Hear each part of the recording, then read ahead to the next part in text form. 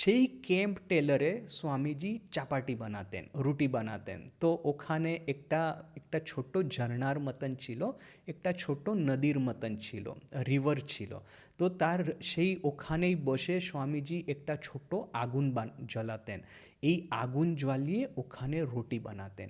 আর মাঝে মাঝে হয়তো এই যে আরও তো সব স্বামীজির ডিসাইপল ছিল, ওরা ভাবলেন যে আচ্ছা স্বামীজি তো সব কিছু করছে, এই বেনুনও বানাচ্ছেন, এই রুটিও বানাচ্ছেন, চলো আমরা গিয়ে স্বামীজিকে একটু হেল্প করি, এই আগুনটা স্বামীজির জন্য আমরা প্রথম গিয়ে জ্বালিয়ে দিই।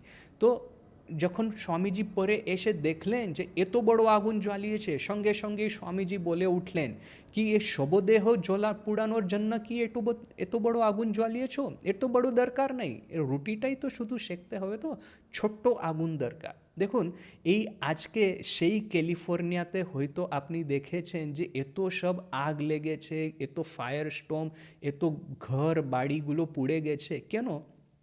যে আমরা এনভায়রনমেন্টের কদর করতে জানি না, এনভায়রনমেন্টকে কী করে প্রিজার্ভ করতে হয় সেটা আমরা জানি না বলে মাঝে মাঝে এখানে আগুন পোড়াই, সেখানে এই অগ্নি এই প্রজ্বলিত করি, সেই জন্য এত বড় আগুন ওখানে লেগেছে।